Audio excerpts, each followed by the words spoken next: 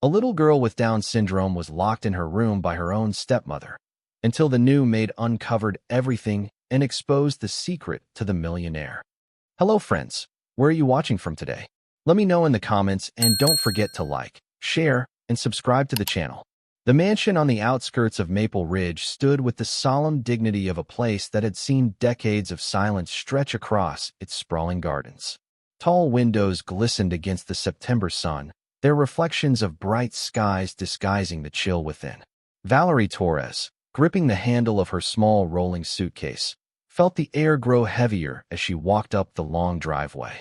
A line of firs shaded her, their whispering branches rustling like quiet warnings. She tried to steady her breathing. A new job meant a new chance.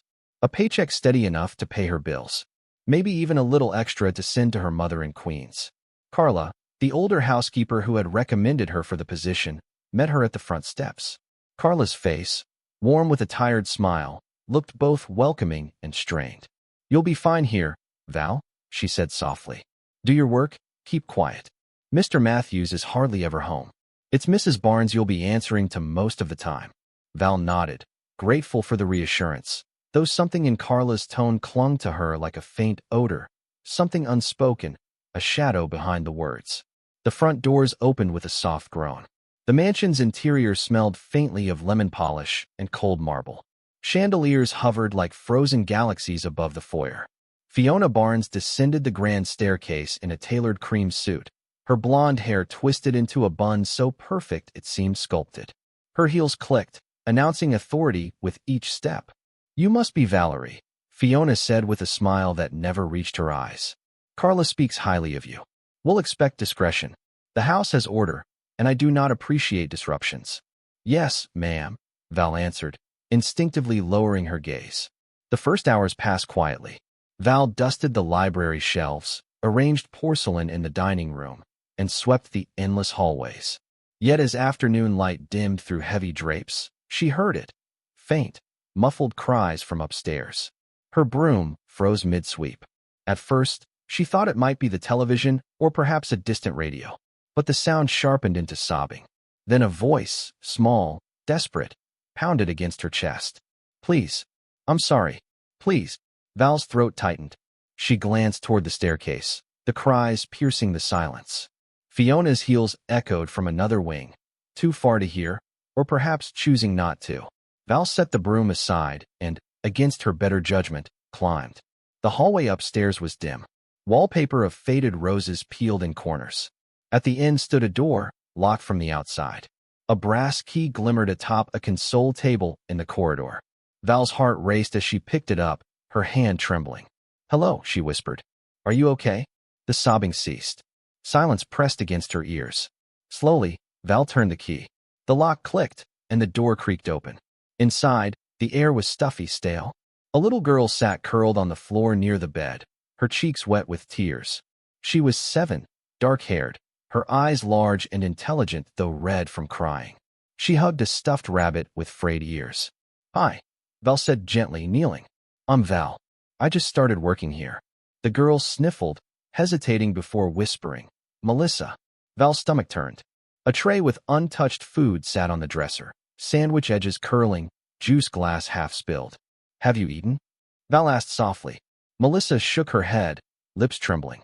She said no food. "Because I spilled milk." Val's hands clenched against her skirt. She forced calm into her voice. "Well, that doesn't seem fair, does it? You must be starving." Melissa hesitated, then nodded. Val carried the tray closer. She coaxed the girl to take a bite, then another. Watching her devour the sandwich with desperate hunger made Val's chest ache. She noticed faint red marks along Melissa's arm, shaped like fingers. She pressed her lips together, hiding her alarm. "Does it hurt?" Val asked carefully. Melissa pulled her sleeve down quickly, eyes darting to the doorway.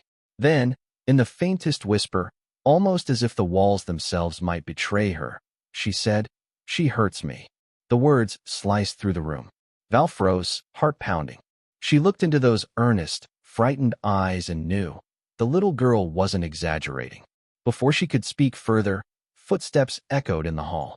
Fiona's sharp voice called out, "Melissa, enough of your noise." Melissa shrank back, eyes wide. Val hurriedly wiped crumbs from the child's lap and straightened. She slipped the key back onto the console outside just as Fiona appeared, her eyes narrowing. "Everything under control?" Fiona asked with a smile too sharp. "Yes, ma'am," Val said, forcing steadiness.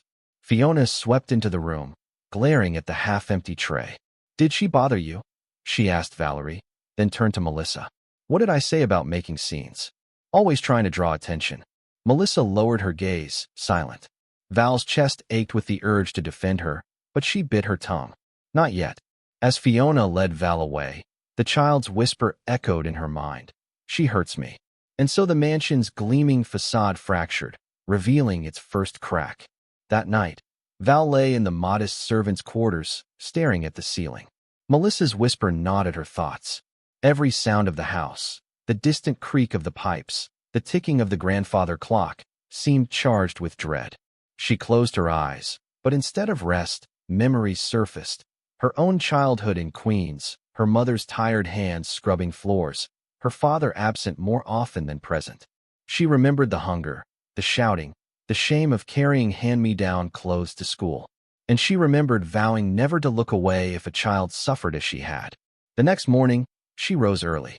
As she prepared breakfast in the kitchen, she noticed Fiona breezing in, phone pressed to her ear. "Yes, Leo," Fiona said sweetly, pacing.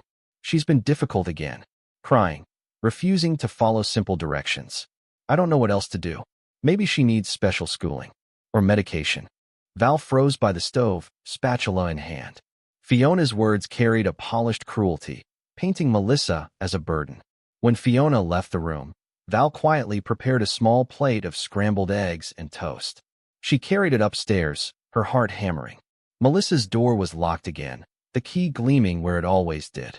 Inside, the child sat on her bed, clutching a crayon. Papers scattered around her board drawings, stick figures, houses, hearts. But one stood out, a tall figure with long yellow hair, towering over a smaller figure lying on the floor, crying. Red lines marked the smaller figure's arm. Val knelt beside her. "That's you, isn't it?" Melissa looked away. "It's just a drawing." Val's chest tightened. "Drawings can tell the truth." Melissa's voice trembled. "If I tell, she'll be mad."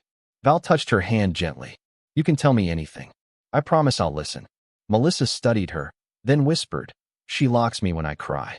She says Daddy will send me away, to a place where kids don't come back." Tears stung Val's eyes. She gathered the drawings carefully, tucking them into her apron. Evidence, she thought. Not enough for the world, but a start. Over the days, Val found subtle ways to nourish Melissa's spirit. She taught her colors with folded laundry, numbers with silverware on the dining table, and how to tie shoelaces using an old pair of sneakers she brought. Melissa's eyes lit up with each small victory, her giggles filling the otherwise stifling halls. But the more Melissa bloomed, the more Fiona's eyes narrowed whenever she saw them together. Jealousy slithered across her elegant smile. One evening, Leo Matthews called from a hotel room in Chicago. Fiona held the phone to her ear in the parlor, her voice dripping with fabricated weariness. "She's impossible, Leo. She refuses to eat, throws tantrums, scratches me. I've tried everything." Val, passing by with a dust cloth, paused unseen. She clenched her fists as Fiona continued. "You should think about a boarding school. Maybe she'd get professional care." The lie burned Val's throat like acid. She wanted to scream that Melissa was bright, sweet, eager to learn. But she held her silence. Timing mattered. If she spoke too soon, she'd be dismissed, and Melissa left defenseless. That night, Melissa crept into Val's room barefoot, clutching her rabbit. She climbed onto the bed without a word and curled beside her. Val stroked her hair gently until the girl whispered, "She said you'll leave me too." Val's heart cracked. She leaned down and whispered back, "No, sweetheart. I'm not going anywhere." Melissa's breath slowed, her small hand clutching Val's arm like an anchor. In that moment, Val knew the truth. This job wasn't just work anymore. It was a promise. She would not let this child be broken. And yet, shadows loomed. Fiona's eyes grew sharper, her voice colder. The air in the mansion thrummed with tension, like the tightening of a bowstring. Something would snap. The only question was when. Morning sunlight filtered through the lace curtains of the upstairs corridor, gilding the mansion's quiet halls. Valerie adjusted her cleaning cart, her mind replaying Melissa's whispers from the night before. She'd promised not to leave the girl, but how could she truly protect her while working under Fiona's roof? The very walls seemed to conspire in silence, guarding the cruelty that lived within them. Her chance came sooner than she expected. As she carried fresh linens toward Melissa's room, she heard raised voices. Fiona's sharp tone lashed like a whip. "Stand up straight, Melissa. You look ridiculous with your shoulders slouched. No wonder your father thinks you're hopeless." Val froze outside the door. Through the crack, she saw Melissa, trembling with a book in hand, attempting to read aloud. Her voice wavered over simple words. Fiona snatched the book away, tossing it onto the dresser. "Pathetic," Fiona spat. "Other children your age can recite entire poems, and you can't even finish a page." Melissa's cheeks flushed with shame. Val stepped inside, unable to hold back. "Excuse me, ma'am," Val said, her voice steady though her pulse raced. "Melissa has been doing very well. She's learning more every day." Fiona turned, eyes narrowing. "Did I ask for your opinion?" Melissa looked between them, hope flickering in her eyes. Val knew she was treading dangerous ground, but she couldn't retreat. "With patience, she'll surprise you," Val continued. "Yesterday, she counted all the way to 20, and she tied her shoes without help." Melissa's lips curved in a shy smile, pride surfacing despite the tension. But Fiona's expression darkened. "Shoes and numbers?" Fiona scoffed. "Hardly genius material. Don't indulge her fantasies. Discipline is what she needs." Val felt the weight of those words crush the air. She kept her tone calm, deliberate. Respect and encouragement are not fantasies. They're what every child needs. Fiona stepped closer, her perfume sharp like crushed roses. Her voice dropped. "Remember your place, Valerie. You're here to clean floors, not raise children. If I catch you meddling again, you'll regret it." Val held her gaze, refusing to flinch. But as Fiona swept out, her heels hammering the floor, Melissa ran to Val and buried her face against her apron. "She hates me," Melissa whispered. Val knelt, holding her tight. "No, sweetheart. She doesn't understand you. But I do. And your father will too." Melissa looked up, eyes wide. "He doesn't believe me." Val hesitated, then chose her words carefully. "Sometimes people don't see the truth right away, but the truth always finds its way out." That afternoon, Val caught Fiona in the parlor on the phone again.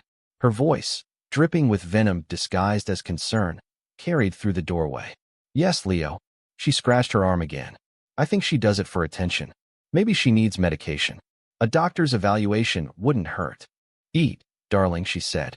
"You don't want Daddy to think you're ungrateful." Melissa poked at her eggs. "I'm not hungry." Leo set down his coffee. "Melissa, talk to me. What's wrong?" Melissa looked at him, her eyes brimming. She opened her mouth, but Fiona's sharp gaze silenced her. She lowered her head, whispering, "Nothing." The day dragged on. Leo tried to focus on his conference calls, but his mind replayed the scene of Melissa clutching Valerie, begging for her to stay. That night, as he passed by Melissa's room, he noticed drawings scattered on the floor. He picked one up, a tall blonde figure looming with arms outstretched, a smaller figure crouched beneath. Red crayon lines crossed the smaller one's arms.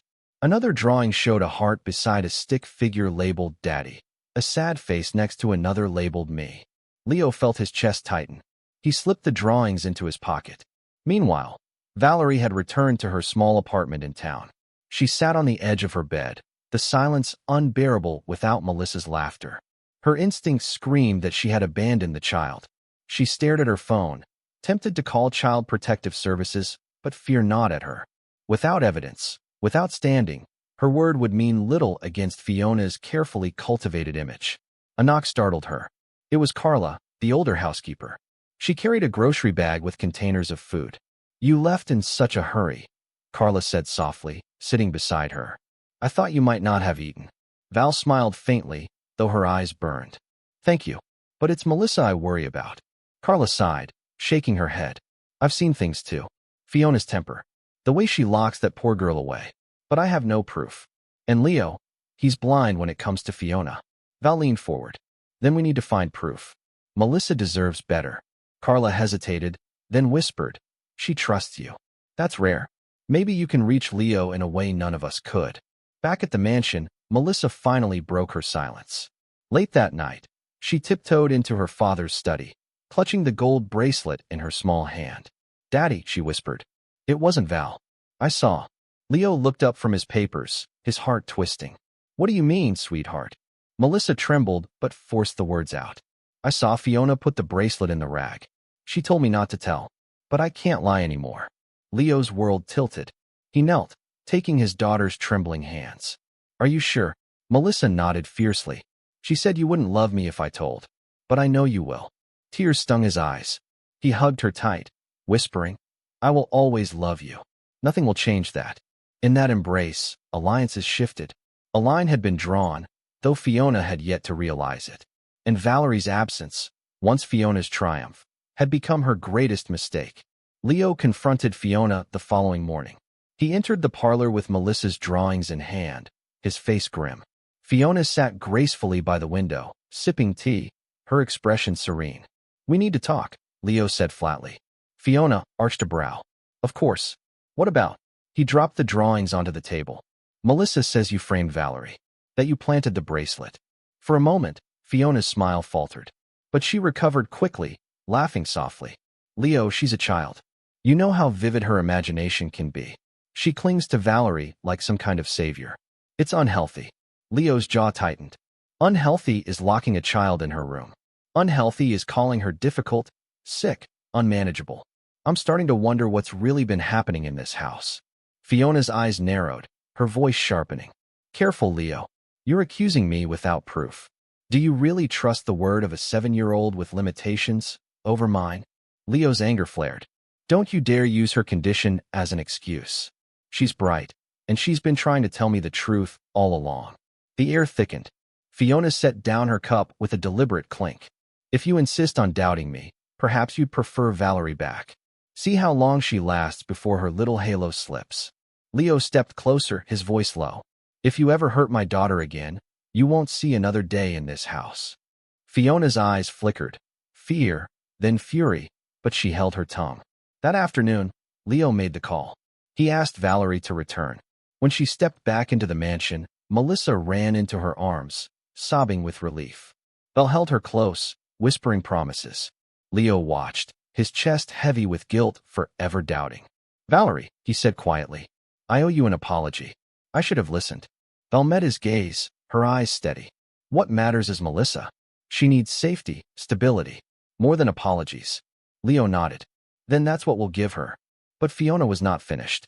2 nights later, a letter arrived at the house from the local child welfare office. Dr. Regina Scott had been assigned to investigate an anonymous report of neglect. Fiona's smile, sharp and victorious, told the truth. She had filed the report herself. The war had escalated. Melissa clung tighter to Valerie, whispering, "She's trying to send me away." Val stroked her hair, whispering back, "Not if we stand together." And for the first time, Leo stood firmly at their side. Rain lashed against the mansion's tall windows, a relentless drumbeat that mirrored the turmoil inside. Valerie moved through the kitchen preparing Melissa's breakfast.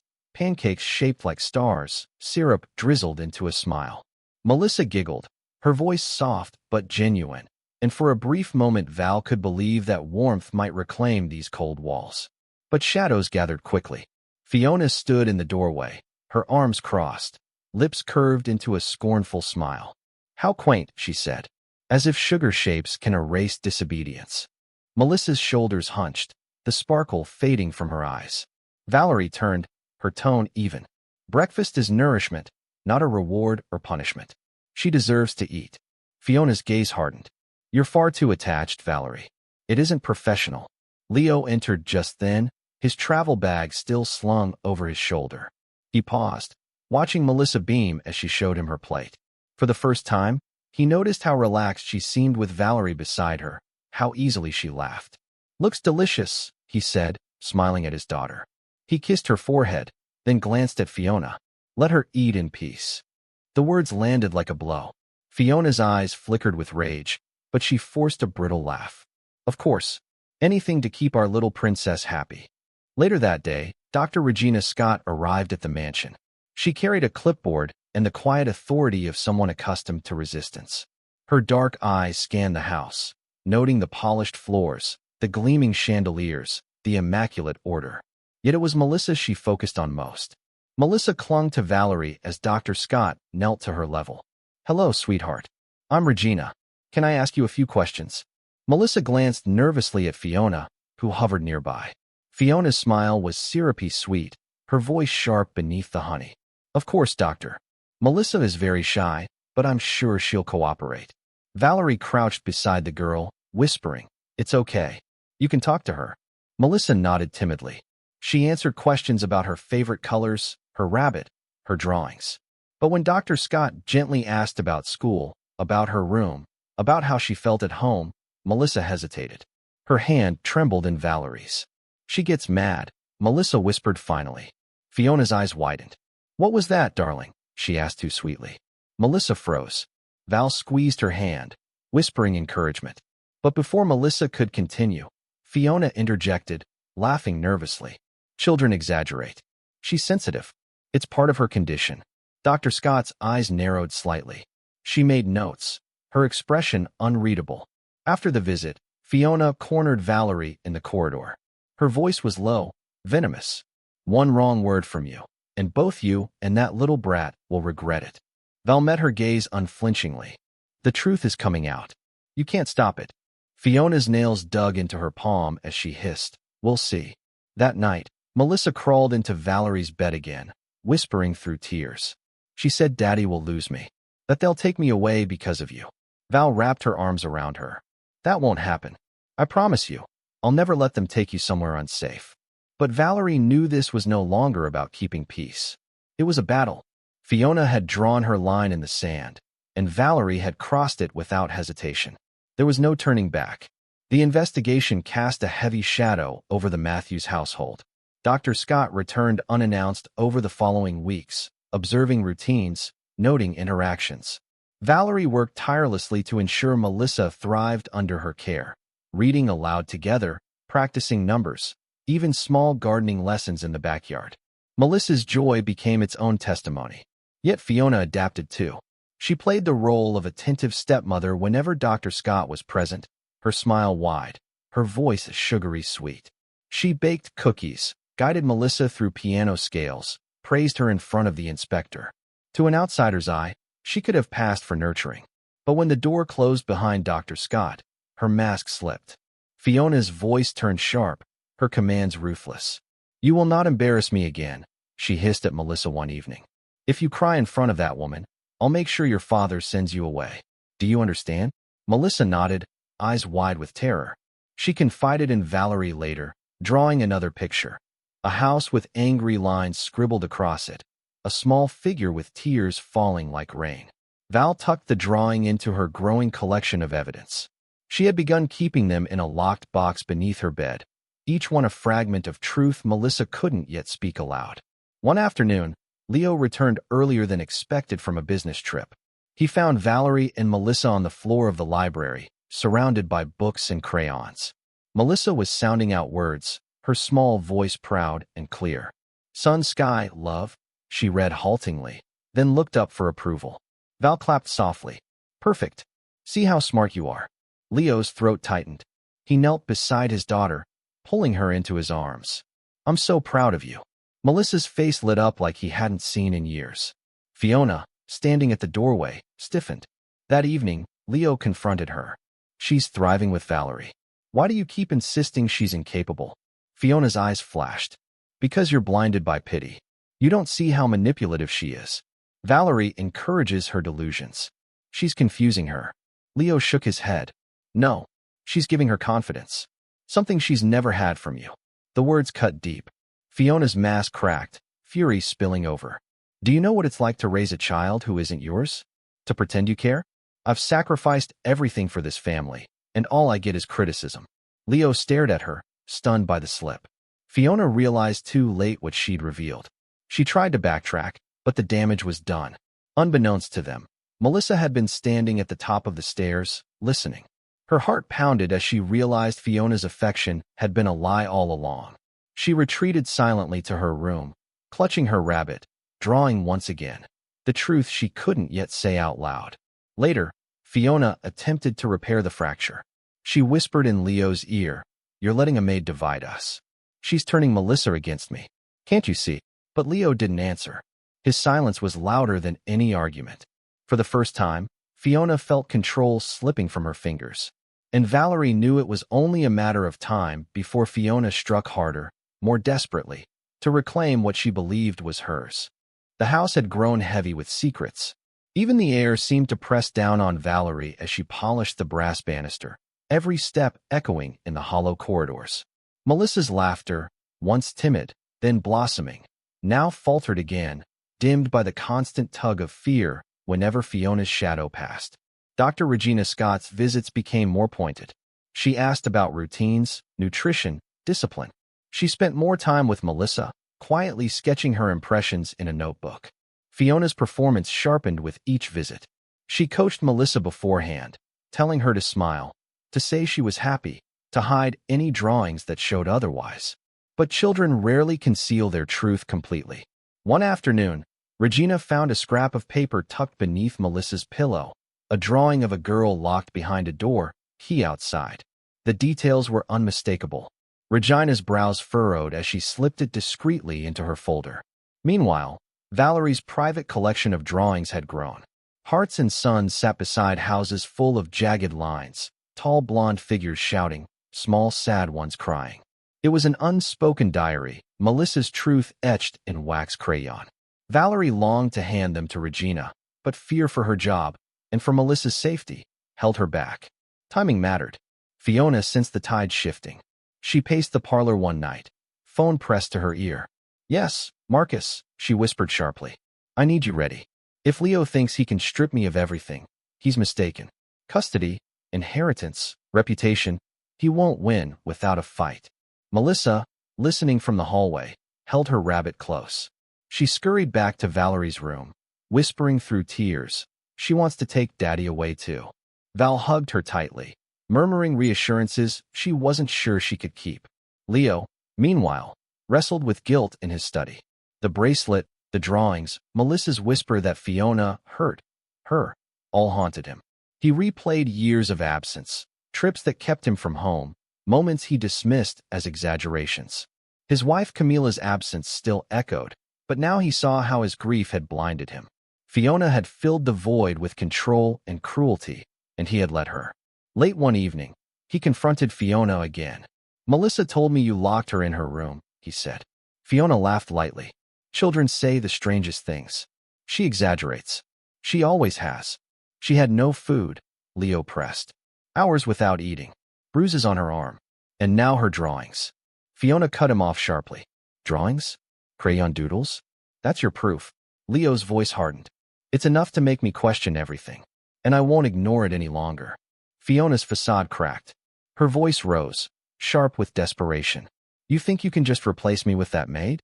That woman knows nothing about raising a child. She's using Melissa to worm her way into this family." Leo stared, realization dawning. "You're the one dividing this family." The silence between them was suffocating. Fiona's eyes glittered with fury. She turned away, whispering under her breath, "You'll regret this." That night, Valerie found Melissa asleep with a new drawing clutched in her hand. Fiona's figure with words scrawled beneath in shaky letters, "She hurts." It was the clearest message yet, undeniable.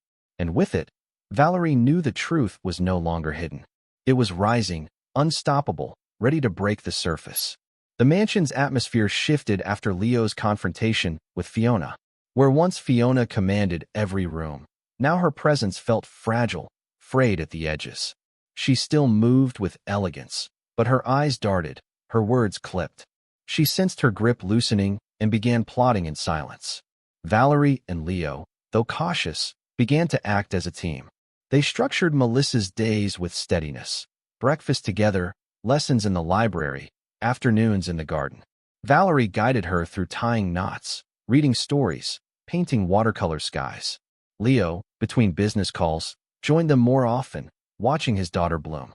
It wasn't just parenting, it was repair. Every small success was a stitch sewing together the torn fabric of Melissa's trust. Yet the investigation loomed. Dr. Regina Scott scheduled a final assessment, her presence carrying the weight of authority that could decide Melissa's future. Valerie feared Fiona's manipulation might still tip the scales. One evening, Leo called a trusted family lawyer, Dr. Charles Miller. His voice was steady, though fatigue lined it. I need to ensure Melissa's safety. Fiona's lies have already reached child services. I want protection in place. Charles's tone was measured but firm. Then prepare stability. A structured household. Show them consistency, love, care. It isn't just about disproving Fiona. It's about proving Melissa is thriving here. And so they prepared. Valerie organized Melissa's drawings into a careful folder, selecting the clearest ones. Leo rearranged his travel schedule, determined to remain home. The staff, Carla included, quietly shifted their loyalty, offering support in small ways, from confirming routines to whispering what they'd seen when Fiona wasn't looking. Melissa, though too young to understand the legalities, sensed the tension. One night, she whispered to Valerie, "Will they take me away?" Val brushed a strand of hair from her forehead. "Not while we're here. We're building something strong, so no one can break it apart." It was during these preparations that Leo made a choice that surprised even him. He approached Valerie one quiet evening in the study. "We can't keep living in uncertainty," he said. "If Fiona keeps attacking from the shadows, we need more than defense. We need permanence." Valerie blinked, unsure. "Permanence?" He hesitated, then spoke plainly. "Marry me. Not just for appearances, though I care for you deeply, but also for Melissa. A united family will give us the strongest chance." The words hung between them. Valerie's heart pounded, torn between disbelief and the quiet truth she had long avoided. She loved them both already. "Yes," she whispered. "For her. For us." The next week, in a quiet civil ceremony, Leo and Valerie signed their names. No grand wedding, no lavish guests, just a promise sealed in ink and intent. Melissa beamed, clapping her hands when she heard. "Now you're my mommy, Val," she shouted, throwing her arms around her waist. The household stabilized, the routine solid. When Dr. Scott returned, she observed Melissa running barefoot in the garden, laughter ringing, Leo cheering her on, Valerie clapping. She scribbled notes, her expression softening. Yet Fiona was not finished. She returned with Marcus Steele, her attorney, demanding visitation rights as Melissa's stepmother. Her eyes burned with vengeance, her voice sharp as a blade. But Leo stood tall, Valerie by his side. "This is our family," he said firmly. Still, Fiona's threats echoed long after she left. She promised legal battles, public humiliation, ruin. Valerie held Melissa close that night, whispering, "We're ready. Whatever comes next, we're ready." And indeed, every piece was aligning for the final confrontation, one that would decide not only Melissa's fate, but the very definition of family within those mansion walls. The courtroom in Maple Ridge was smaller than Leo had imagined, yet the air inside felt suffocating. Wooden benches creaked as a handful of townsfolk settled, curious eyes fixed on the Matthews case. At the front, Judge Eleanor Harris presided, her silver hair pulled back tightly, her expression stern and unreadable. Valerie sat beside Leo, her hands clasped tightly in her lap. Melissa perched between them, clutching her rabbit, her small body trembling. Across the aisle sat Fiona Barnes, immaculate in a navy suit, her attorney Marcus Steele whispering into her ear. Fiona's lips curved in a smile, but her eyes gleamed with steel. The proceedings began. Marcus rose, his voice smooth, trained. "Your Honor, my client, Miss Fiona Barnes, was stepmother to young Melissa for years. She provided care, discipline, and stability while Mr. Matthews traveled frequently for business. To strip her of visitation rights would be cruel to both her and the child." Valerie bit her tongue, anger bubbling. Fiona's gaze flicked to Melissa, softening into a counterfeit tenderness that only sharpened Valerie's resolve. Dr. Charles Miller, Leo's attorney, stood. His voice carried calm authority. "Your Honor, Melissa's well-being is paramount. What we have are not accusations, but patterns. Patterns of neglect, emotional cruelty, and manipulation at the hands of Ms. Barnes. Melissa has drawn pictures, given testimony in her own way. And we have further proof." Gasps murmured through the room as Miller produced the folder of Melissa's drawings. Crayon images of locked doors, towering figures, sad faces. Simple, childlike, but devastating. Marcus scoffed. "Children draw monsters under beds too. This is hardly evidence of abuse." But then came the recording. Valerie pressed the small device onto the table. A red light blinked as Leo explained its origin. Fiona's own words, captured during a heated argument in the mansion. The courtroom quieted as Fiona's voice filled the air. I hated pretending. She was a burden from the start. The bracelet? Of course I planted it. I wanted to expose that maid. And if Melissa couldn't keep quiet, then maybe an institution was better. At least there, someone else would handle her tantrums. Melissa flinched, burying her face in Valerie's arm. The gallery gasped. Judge Harris's expression darkened. Fiona paled, her smile faltering. Marcus fumbled for words, but found none. Leo rose, his voice steady, louder than he thought possible. This is not about wealth or appearances. This is about my daughter. Fiona has humiliated, threatened, and tried to discard her. And I was blind for too long. But not anymore.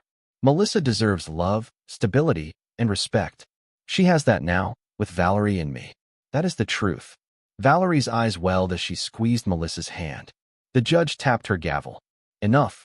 I have heard sufficient testimony and reviewed the materials. She fixed her gaze on Fiona, who sat rigid, fury simmering just beneath the surface. Ms. Barnes, Judge Harris said, your behavior, both documented and confessed, makes clear you hold no genuine interest in this child's welfare. You will have no visitation rights, no guardianship claim. You are hereby ordered to renounce any legal standing regarding Melissa Matthews. The words echoed. Fiona gasped, rising to her feet. This is outrageous. I gave years of my life. Sit down, the judge commanded firmly. For the first time, Fiona faltered. She sank back into her chair, her hands trembling as she scribbled a signature renouncing her rights. Her eyes burned into Valerie, a final silent threat. Then she gathered her purse and swept out of the courtroom, heels clicking like gunfire, her empire of lies crumbling behind her. Melissa peeked from behind her rabbit, whispering into Valerie's ear. She can't hurt me anymore. Valerie kissed her hair. Not ever again. And for the first time, Melissa allowed herself to believe it. 3 months passed, and the mansion in Maple Ridge no longer echoed with dread. Instead, it pulsed with the rhythms of a family rebuilt. The gardens bloomed, laughter spilled from the library, and Melissa's drawings now covered the refrigerator.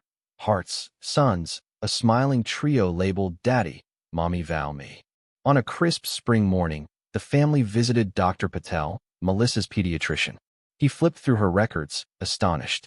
Her development has leapt forward in every area. Vocabulary, motor skills, social confidence. Whatever you're doing, keep doing it.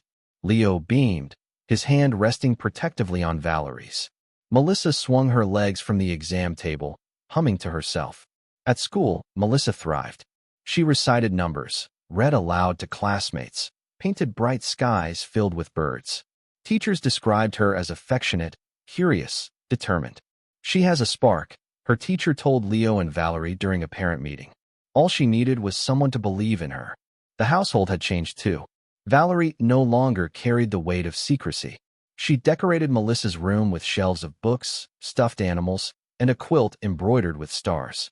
Meals became rituals, pancakes on Saturdays, spaghetti on Fridays, laughter echoing through the dining room where silence once ruled.